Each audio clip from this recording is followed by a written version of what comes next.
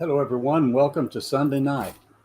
It is June 29th of 2025, and ordinarily at this time of the evening, roughly around this time of the evening, I would be doing the path forward, but I thought I'd do something here today, not necessarily going to do it every Sunday, but I'm calling it the Sunday Reprisal. It's kind of looking back over some things that I've observed this past week and things that have happened that really struck me in a big way.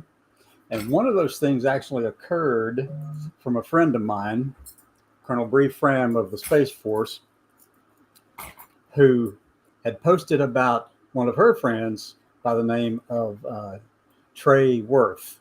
Trey is a captain in the United States Coast Guard, a captain in 06. Okay. Well, Trey's like me. Okay. Trey is a transgender person. That's all. I mean, he's very well accomplished over 20 some years, 23, 24 years in the Coast Guard. Very accomplished, lots of ribbons and medals and awards for all of his service. Trey has been an exceptional leader this whole time.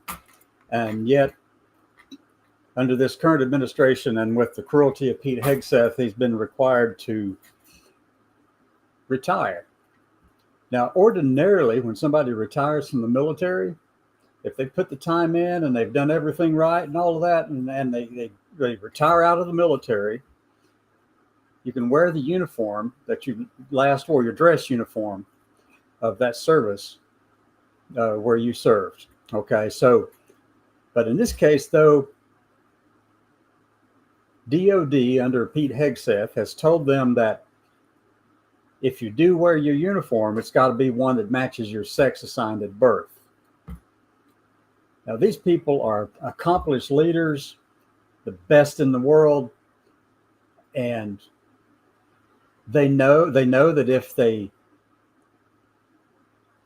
did not, if they wore their uniform, they could be recalled back into service after retirement and given a dishonorable discharge, change the character of their DD-214, all of it. And it's an atrocity, really. It's cruelty on a huge scale.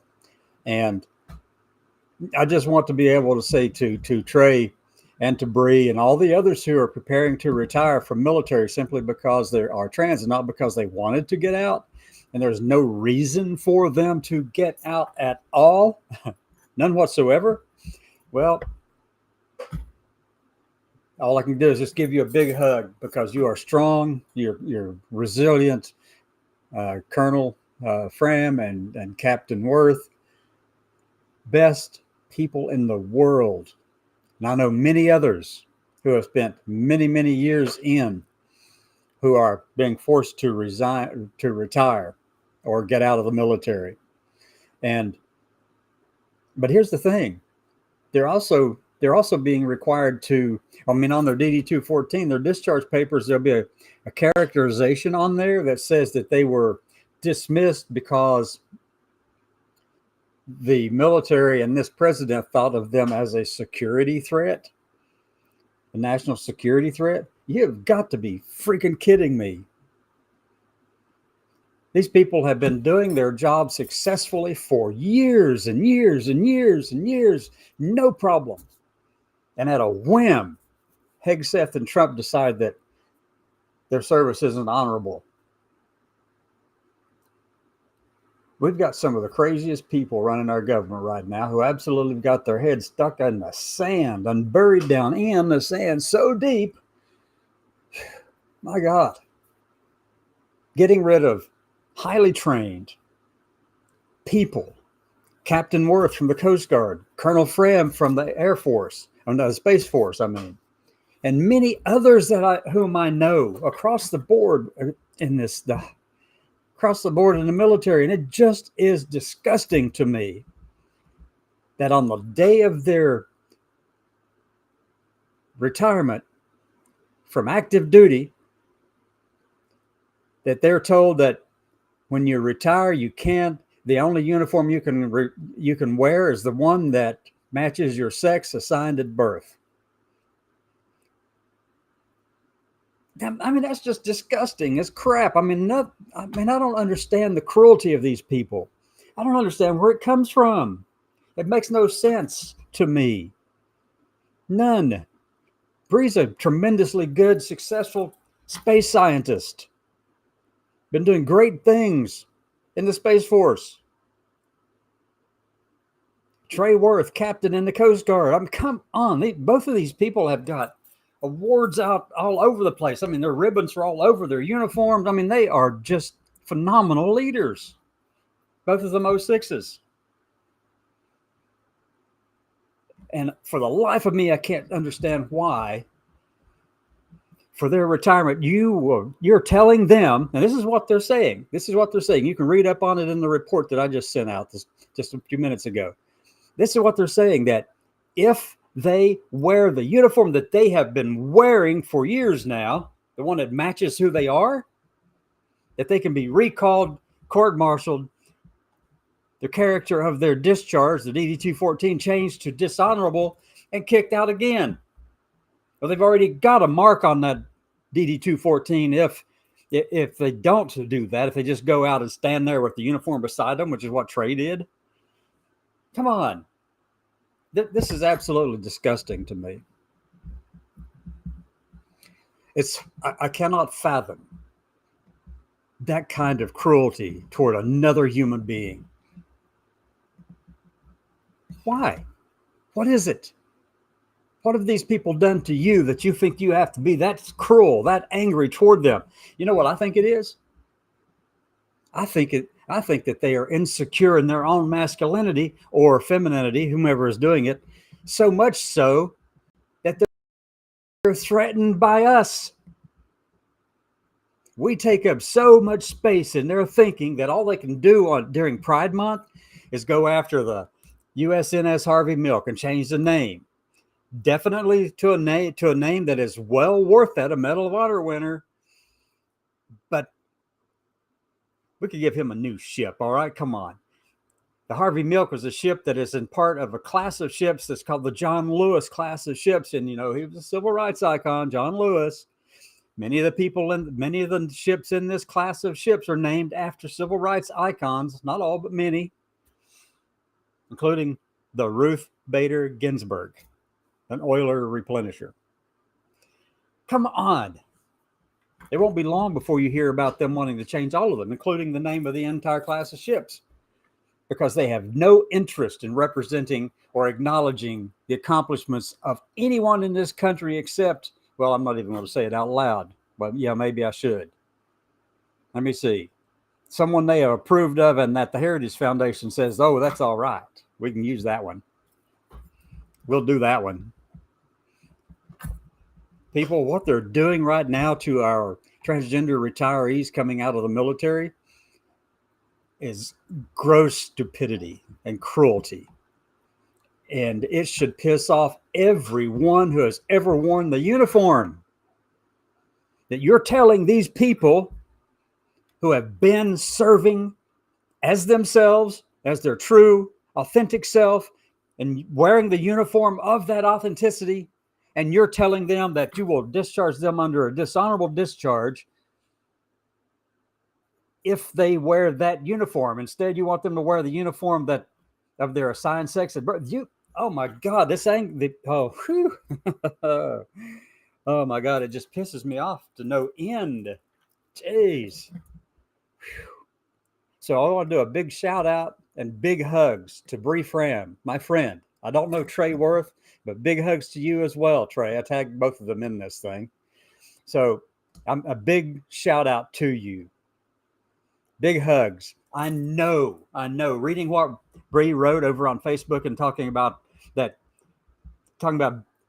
being there for Trey's retirement ceremony, where Trey's standing there in civilian clothes, and anyone else who retires in the military can wear their uniform, but Trey's standing there in his civilian clothes, and beside him is his uniform that he actually served in. And the only reason for that is we got stupid, angry, pissed off a bunch of people, ignorant people, running DOD in the White House.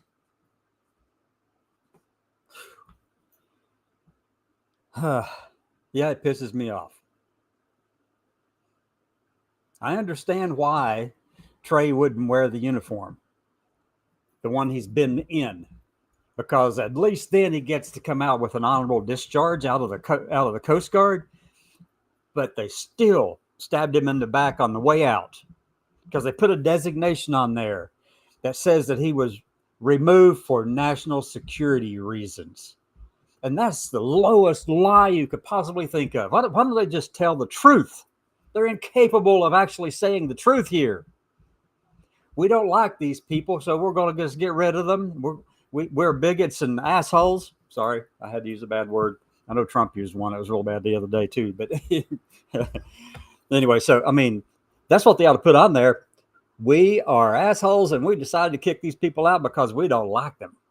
Not because of the quality of their service, not because of their advancement through ranks by meritocracy, but simply because our ideology doesn't want them to be around us.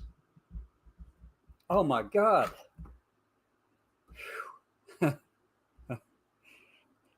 If you're not angry about that, you ought to be writing your congressmen, your senators, the president, and hounding the crap out of them over what they are doing to these people.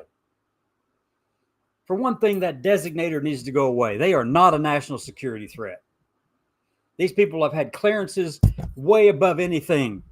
I mean, like when I had a security clearance in the military when I was a crypto person, it was eyes only, but I don't know if they have that category anymore. That meant captain only or the highest ranking person where I was working. That's the only person who could see what I was doing. Okay. That was normal though for the field I was in. But these people have clearances that were higher than that. been well vetted, checked, periodically reviewed. Come on. Yeah, that pisses me off. I thought the attack on a civil rights icon in the John Lewis class of ships was going to be the height of the stupidity during Pride Month. And no, they actually stooped lower, went further down into the gutter for this. And this was just, Bree posted her post yesterday, I think it was, when I saw it anyway. And a few days ago, she was at this retirement ceremony for her friend, Trey Worth. As I said, I don't know Trey. But I do know it is offensive to me to see this man who has served in the Coast Guard, been awarded many times for his service, and being forced not to wear his uniform that he has worn for years now. All because of your ideology, backed up by some ignorant people in the Pentagon right now. It just pisses me off. I hope you can tell that. Oh my God.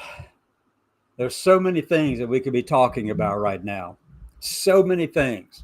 We have Independence Day coming up this coming Friday, the 4th of July. And for many of us in this country, it feels as if our country has decided that no matter what we have done, no matter how we have served, that we're not worthy of it. What's going on in this country? Why are we allowing people with such hatred and cruelty to run this country? You want to know how to fix it? Vote. Vote them all out. Clean the house. Get rid of all of these darn Republicans who are out there trying to destroy everything that's worthy in life. They've got a transgender thing hidden within the bill that's going through right now. And I'm not going to call it what everybody else calls it. It's the big ugly bill. Going after health care for adults. I'd like to know what happened to live and let live.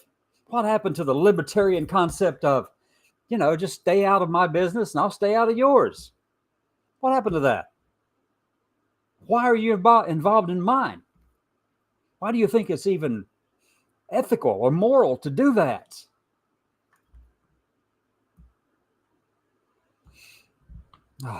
Yeah, yeah. I got to calm down a second. Oh my God. So change the topic just slightly. I got to back off of that one a minute because I am getting so irate over it. But I encourage you to go vote. Get out there and do something and stop these people in their tracks. They're going to invade themselves so deeply within the structure of everything in this country, from academia to the federal government to business, everything, that it will take decades to unravel the BS that they have done upon us. Now, here's something I want you to think about: the big, beautiful bill, the ugly bill, the big, ugly bill. Okay, it's supposed to codify the tax relief for a billionaire class of people, and all of that. But I'm gonna have a question for you. At the end of World War II, we had a deficit. I don't know, 18 or 20% higher than what it should have been. You know how we solved it back then? Who can tell me? How did they fix that? Anybody? No? No takers? You know what they did? The country came together and they decided that we had to solve the problem, but that we were not going to attack the working class of people in any way. And they raised the taxes on the wealthiest in the country to 75%. 75%. And the idea was to get it up there so high enough so that they could get rid of this deficit and then start again. As soon as they got that thing down there a little bit, they they chased after everybody else all again. But this time around, we're turning it all around. In the 50s, we had a booming economy. I mean, all the businesses that had been out there making tanks, they were now making washers and cars, laundry machines, dryers and stuff like that, and TV sets and all those kind of things. Businesses took off, even though the taxes were exorbitantly high on them and the wealthiest in the country. The deficit shrunk. I don't know. I'll tell you right now, I don't know the outcome of what's going on right now with all of this stuff because I am not an economist by any stretch of the imagination. I do not know. But I do know that what history has said is the exact opposite of what they're doing right now. I also know that today I went out and actually changed the topic again. Today I went out and actually did some stuff with, since I am in Eastern Kentucky, right here in the hollers of Eastern Kentucky, and I live my life openly, and I'm here all the time, day in and day out, taking care of family and fixing the supper, which I just did not too long ago, an hour and a half ago, something like that. And this evening we had, steak, and then I fixed some green beans with potatoes, and also had a kebab that was a vegetable kebab.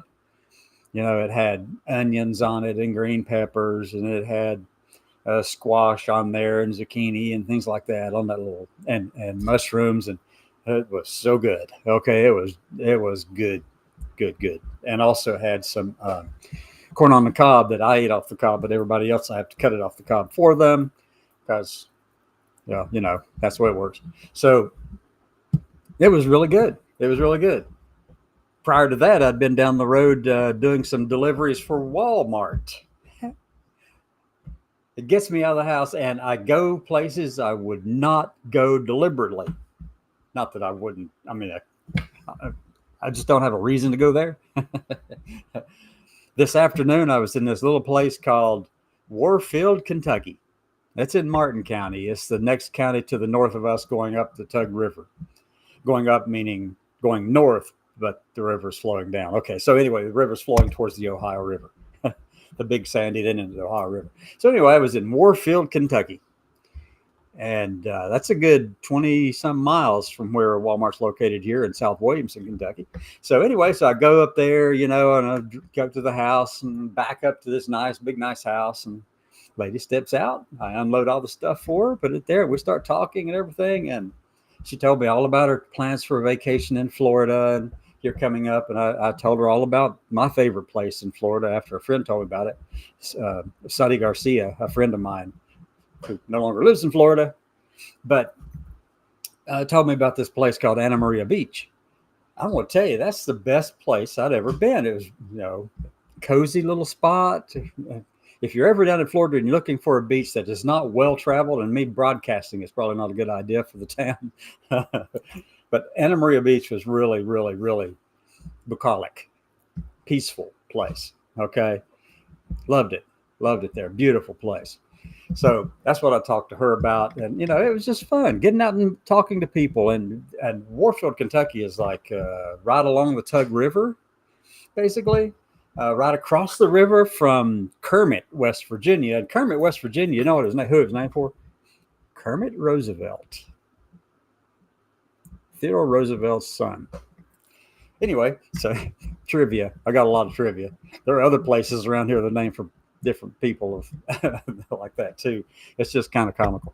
But anyway, so that was my afternoon. I made a little bit doing that, and since I'm retired, it helps me to have extra change. And if you want to help, you can go over on the website and go there and help too. Let me see if I can pull up one for you.